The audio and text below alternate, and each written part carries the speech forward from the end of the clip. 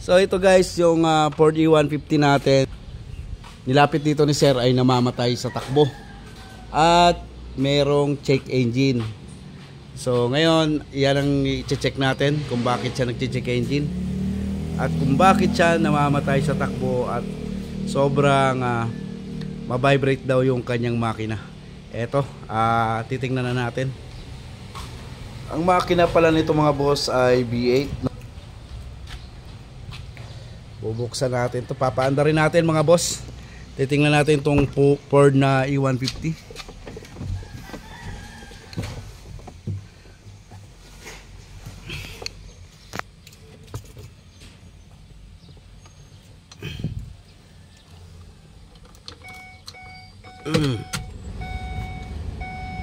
So ayan, naka-on na tayo. Start. Yun, mapalag nga mga bossing oh. Oil change required. So may warning na rin siya. Tapos makikita nyo yung RPM nya. Sobrang ano po, malikot. Tingnan nyo. Tapos hindi namamatay yung check engine. Yan, ito yung isosolve natin, itong check engine na to.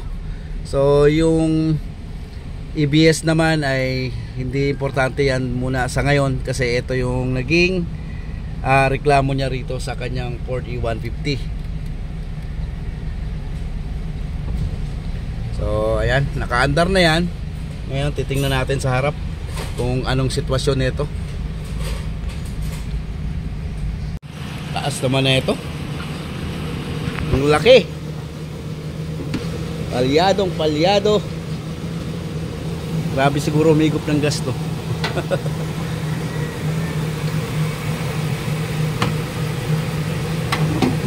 Kailangan natin ng patungan dito guys. Hiramin ko yung patungan dito. So ngayon titingnan natin kung anong naging problema na ito. Kung mapapansin nyo, sobrang vibrate po ng kanyang makina. Ayan.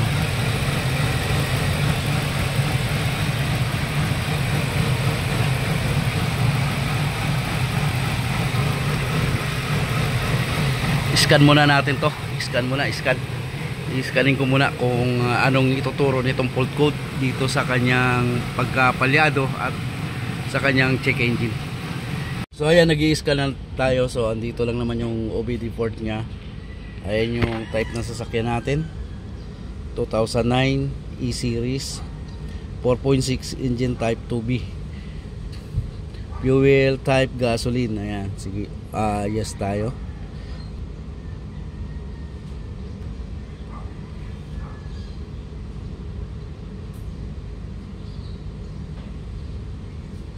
Health report natin.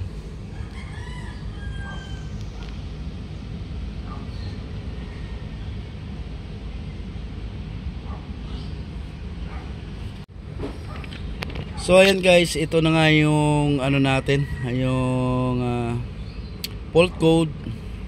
Dito muna tayo sa powertrain. So mass airflow.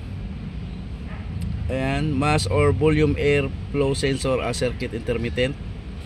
Tapos meron siyang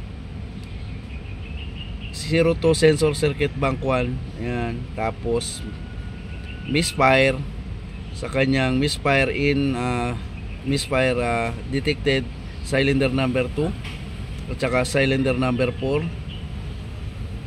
So yan po muna ang unahin natin. Ayan, camshaft position sensor circuit bank 1 or single sensor. Ayan, tapos yung kanyang evaporative emission system leaks, very small leakage. Ayan, yan yung mga titingnan natin mga boss dito mula sa kanyang check engine. Doon naman sa ABS, so nasama na rin yung rear left sensor, ayan, tsaka right rear. So hindi naman natin na kailangan gagawin yan, no? Yung ano muna tayo, dito muna tayo sa kanyang check engine at saka sa kanyang pamamalyan ng makina. So ngayon papatanggal ko yung air cleaner nito para makita natin yung sitwasyon ng kanyang makina, kung bakit siya may check engine. Pinapatanggal ko na nga kay Kelyabing Chammer yung air cleaner housing nito. Good morning mga idol.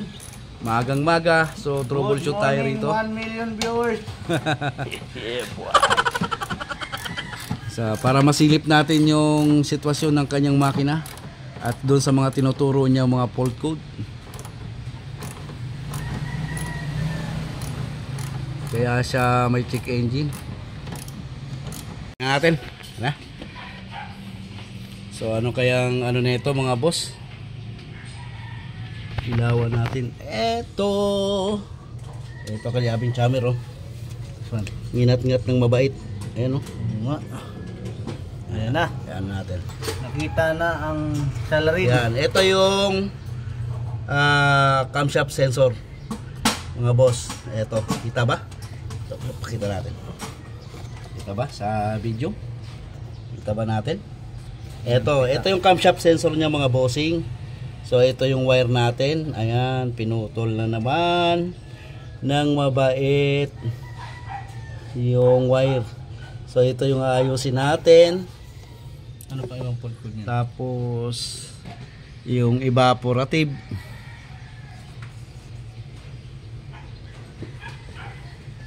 So magto-troubleshoot din tayo dito sa mga kuryente, Kelyabing. Kuryente. Unahin muna natin yung wire na yan sa camshaft sensor. Tanggalin mo yung socket. Dugtong muna natin. Tapos check din natin to. Yung tingnan pa yung ibang harness dito. Kung ano pang mga pinutol dyan kasi sinampulan niya na yung camshaft sensor. Matatanggal ba natin to? Tanggalin mo na to itong ano na to. Ano to? Itong wire na to. Negative nga yan eh. Hindi nakasalpak eh. May nilagay na to. Pampatulin. Sabi nilang pampabilis. Ilaylay mo lang yan dyan. Tapos tanggalin mo muna itong hose na to para maiayos natin yung sakit ng kanyang camshaft sensor. Tapos mag-check pa tayo ng mga misfire dyan. Tapos dito Dol, magbubukas tayo sa likod. Dito Dol, halika Dol. Nabubuksan likod nito Dol. Ito, tanggalin mo to. Itong cover na to. Di-clip lang yan. Ayan, ano mo lang yung mga clip nito. Tapos hugot para makita rin natin yung likod, no? Okay? Yan, si Kelyabing Chammer yung nagkakalas dyan. Ay, naka-on pa. Tanggal ka ng battery, negative. Buksan na rin natin itong likod. Mas maluwag guys pagka nag-trouble tayo rito. Ito. Sa vacuum yan, sa hangin yan, sa intake yan. Dito yung banda sa may throttle. Hahanapin natin yan. Tapos ito yung evaporative. May leakage siya. Misfire sa number 2 and 4. 2 and 4. So dito lang na side yan. Titingnan natin kung alin ang hindi gumagana dito. So unahin mo natin itong idugtong yung camshaft sensor para mapaandar natin ng matino-tino. No? Yan. So bunutin mo muna yung sakit ng camshaft na pinutol, yung sensor. Bago tayo mag-move sa iba. Yan mga boss, tatanggalan natin yung sakit. Ito yung pinutol nyo. So idudugtong natin to. Buti nagtira pa ng ng wire dito, hindi sinagad yung pagkaputol. Ayan, so dugtong muna tayo mga bossing. Dinugtong ko muna yung pinutol, no? So titingnan natin kung may iba pang problema rito. Ngayon mag-ano tayo doon? Mag-ano tayo ng misfire. Mag-check tayo doon. So dyan tayo magte-testing tayo ng mamaya. Kung alin yun di gumagana ng dyan. Kasi ang tinuturo 2 in 4 ang may misfire. So dito tayo sa 4. 2 in 4. Ilagay mo muna yung hose. Air cleaner, wag mo muna higpitan gaano. Basta mailagay lang yung mass airflow. Titingnan ko ulit kung babalik yung code ni mass airflow tsaka yung misfire. Troubleshoot tayo. Kasi baka dito sa camshaft sensor na pinutol yun kaya ang daming error. I-erase ko muna tapos paanda rin natin kung babalik, hindi may problema talaga siya. yung mga ibang error na mass airflow, evaporative, tsaka misfire ng kanyang 2-in-4. Baka sa camshaft lang yung misfire niya. Si Kalyabing Chammer ibabalik na. Parang ano ah. Tutulog ako, nakikita ko na bumabayo. Ayos na isip na naman ito. Balik mo na yun para ma-taste na natin. Para maging okay idol, ganunin niyo lang. Oh, paano? Yung sakit ng ulo. Ayan.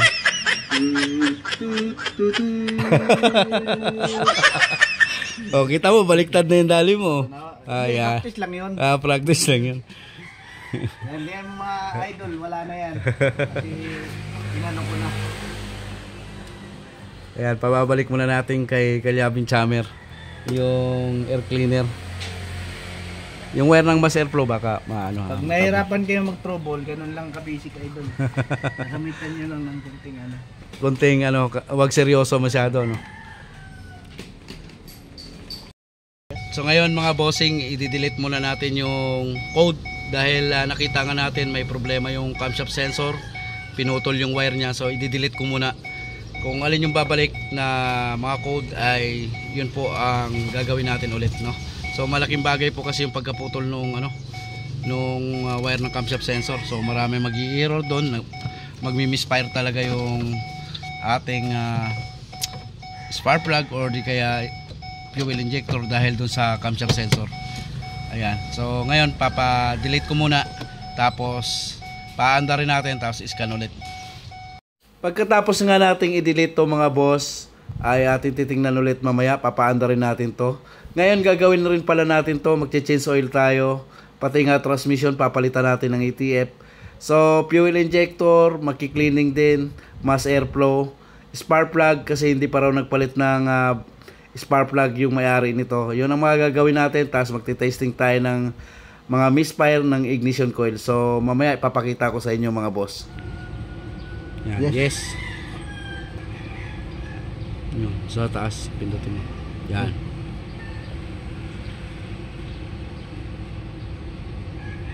Health report.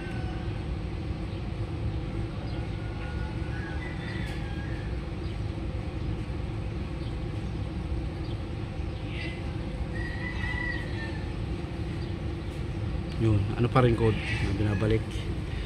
So, dito pa rin yung code niya, no? So, hawakan mo 'tong scanner, i-erase muna natin. Clear codes muna natin kung alin yung hindi, kung alin yung matitira. Yun. Sa PCM ay yung communication bus A system. Okay, nawala na yung iba. I-start mo muna. Timer sa yung mata. Ano amang ganyan? Oil change required. Natitira na lang sa kanya mga boss yung ABS. So akin na.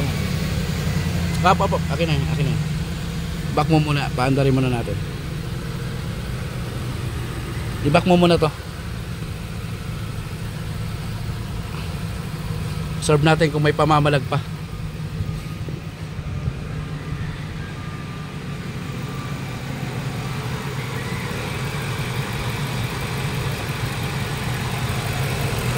Ayan o.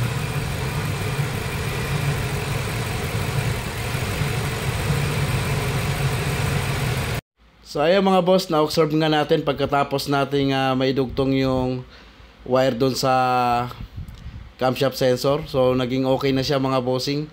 So pero dito, papalitan pa rin natin to ng spark plug. Tapos maglilik test kami doon sa ignition coil. Tapos magki-cleaning din kami ng mga fuel injector.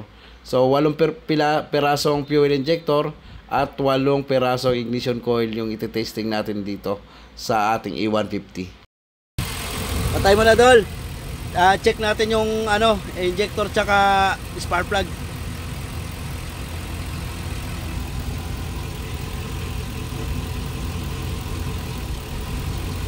Okay, patay. Yan, okay. Dito muna tayo. Tanggalin mo natin itong fuel rail. Tapos check rin natin yung spark plug. Hugutin natin yung injector, itetest natin sa labas, no? Sa kabila. Ha? Hindi na. Hindi, wag na muna yan kasi dito ang ano. Yun yung binibigay nito. Mga bossing, natanggal na natin yung ignition coil tapos magte-testing kami ng injector. Ayan, so papakita ko sa inyo mamaya kung goods yung injector, sa kung goods yung coil niya, pero yung spark plug niya sobrang ano na po, palitin. So andito yung spark plug niya mga boss. Kalas na natin.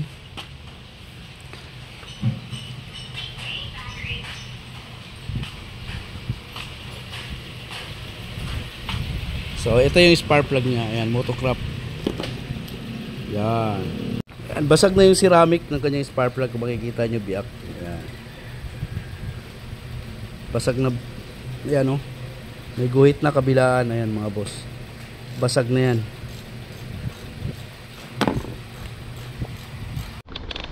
Ito na yung spark plug. So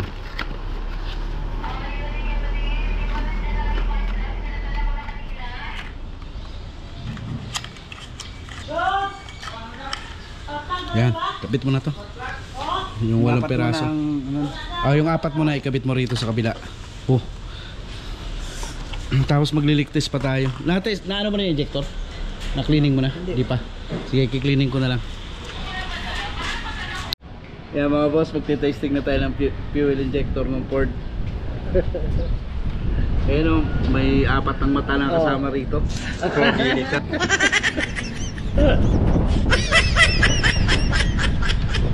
Tapos, may kasama nga sikat na ano yun. Sige, dito. Ay. Magasipit mo sa yung isuso ni Yuyo na kaya naman.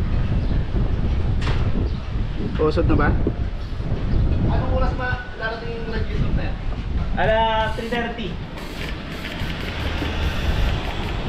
Good.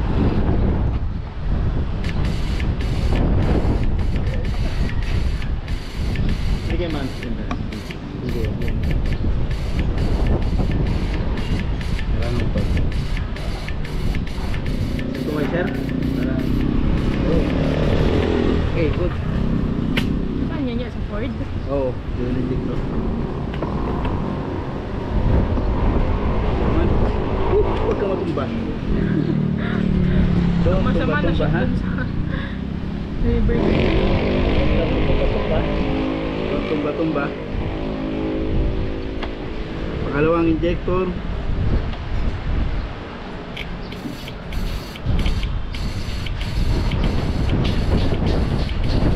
Basket na lang yun. Saka ako biguan. Tara.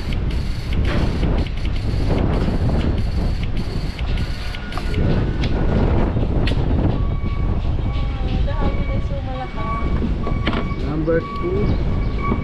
Pangatlo. Bali, 8 fuel injector din po ang titest natin.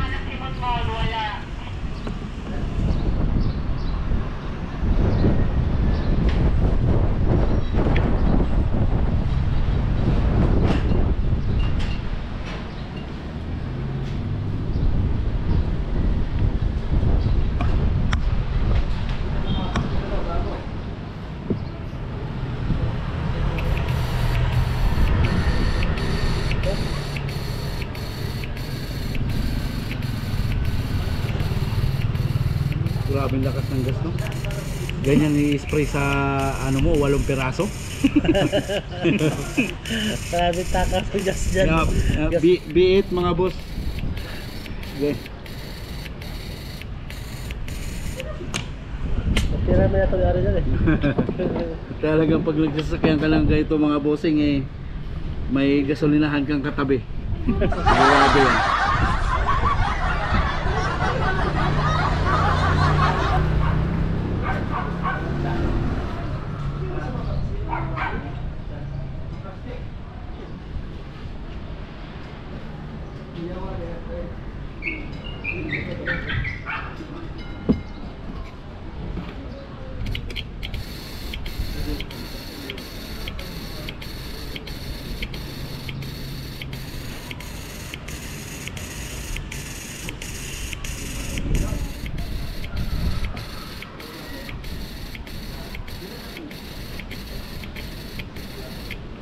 So lahat mga boss, good yung apat na injector, good. Kakalas pa tayo ng apat doon para malinisan na rin natin, no? So apat lang muna ang inuna ko. Andar. Yes sir.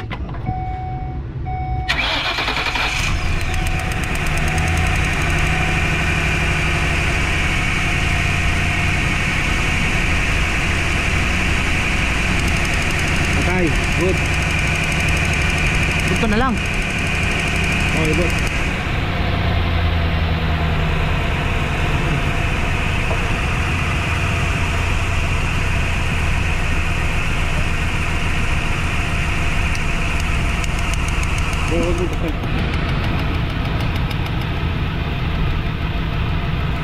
Dito. Basic. Wala. Lumalagitik oh.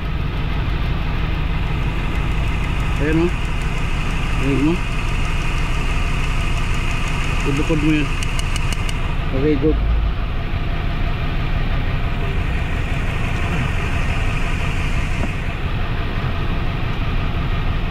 Testing tayo ng coil dito boss, mga boss, actual. Ha? Nakali ba? Maakman yan. Ayan o. Ayan o. Okay.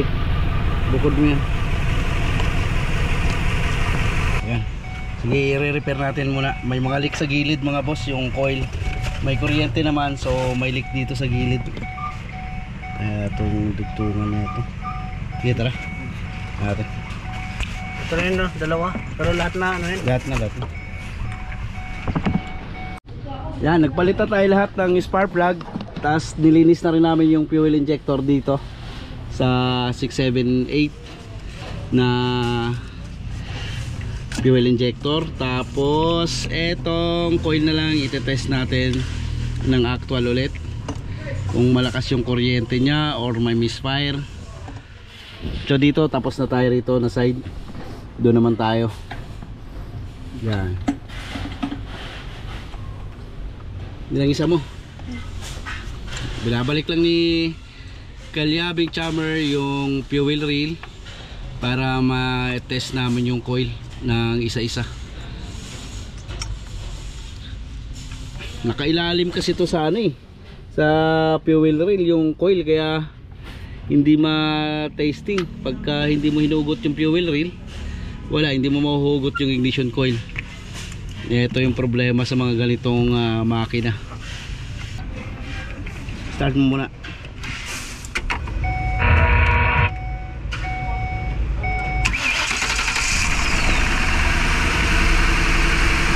Walang leak. Gasolina, wala. Sige, saksak ka na. Coil. Yan, baka magtaka kayo mga boss, ma-vibrate. Nakahugot po yung coil ng 5678 niyan. Para mag-leak test ulit tayo dito sa ignition coil na 4. Ayan mga boss.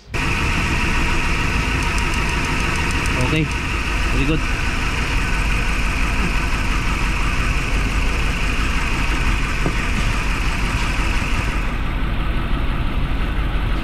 Hindi ka na kuryente. Okay, good.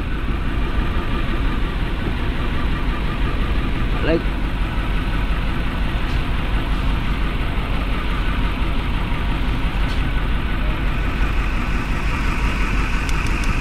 malakas na. Good.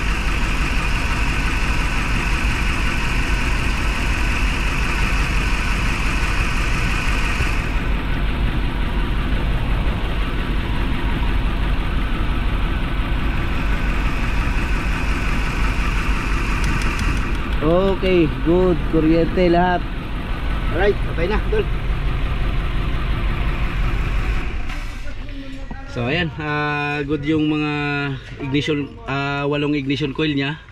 Good na rin yung fuel injector kasi nilinis natin yung 8. So hindi natin pinakita yung 4 kung paano maglinis. So ganun rin naman sa una natin ginawa, no? So ayan, ang huling tinesting namin na coil at saka injector.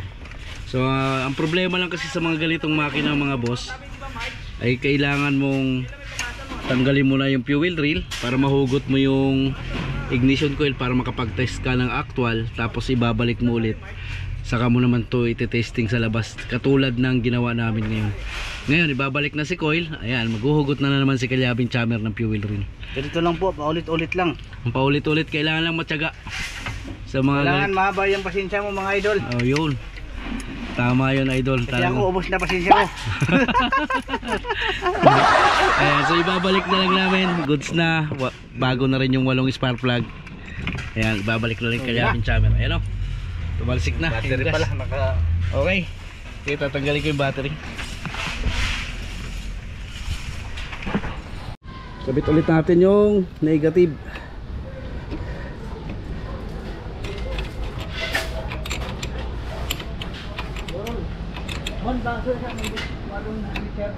Start!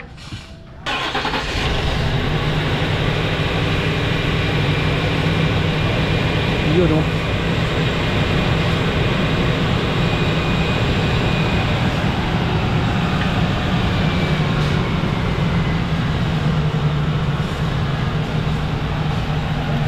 Walang leak.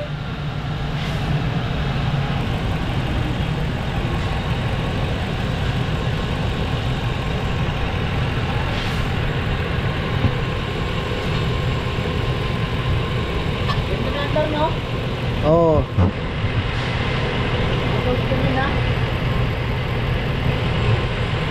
Kanina palyado yan.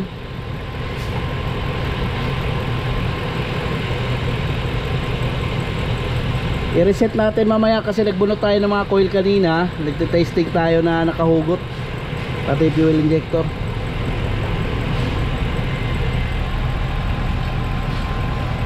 So malaking tulong yung paglinis ng fuel injector, tsaka check ng coil, tsaka palit ng spark plug. I-reset lang natin yan.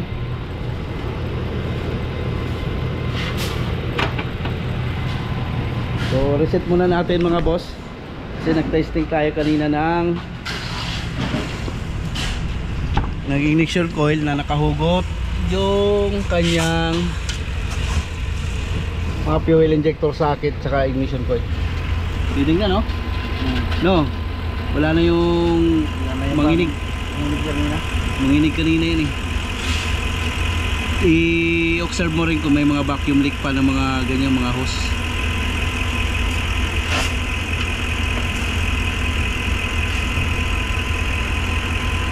Sige, i-reset ko muna ito.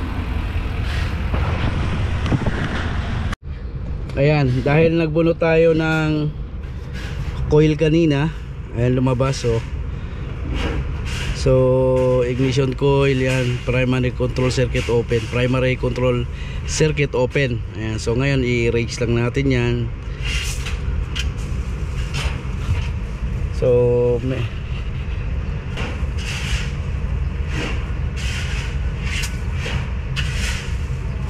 yan. So dito sa ABS nya ay ABS sensor kaliwat kanan sa likod yung may problema. Ayan, i-start na natin, nag-clear tayo mga bossing. So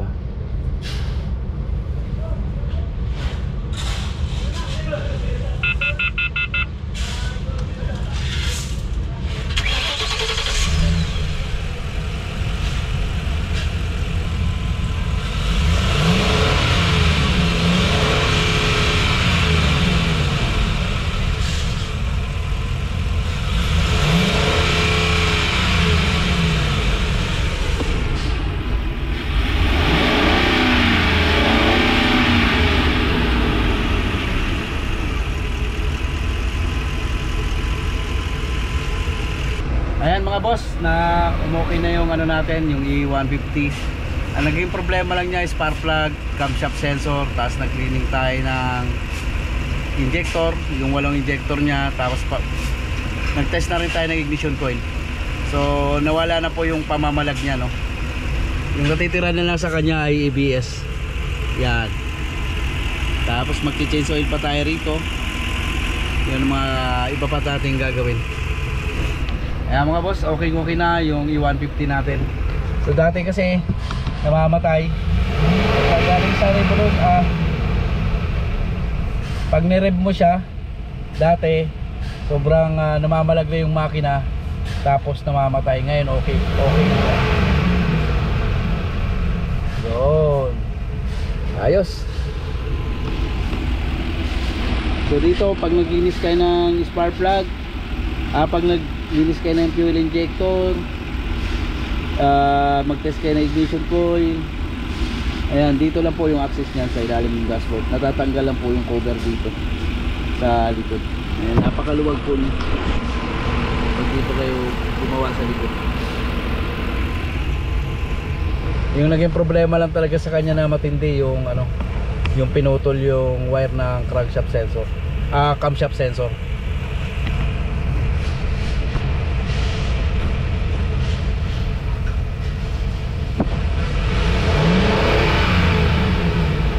Yan, dahil natapos na natin yung E150 natin, so magsha-shoutout ulit tayo. Shoutout ka pala kay Tony Barcelon. Shoutout po sa automotive mechanic from New Zealand, mabuhay na Pinoy mechanic. Ayan, shoutout po Boss Tony Barcelon. At kay Idea Baro, ayan, shoutout. At kay Mark Anthony Inceso, shoutout boss. Kay Jojo Bautista ng UEA, shoutout po. Shoutout din kay Ronald Gonzales.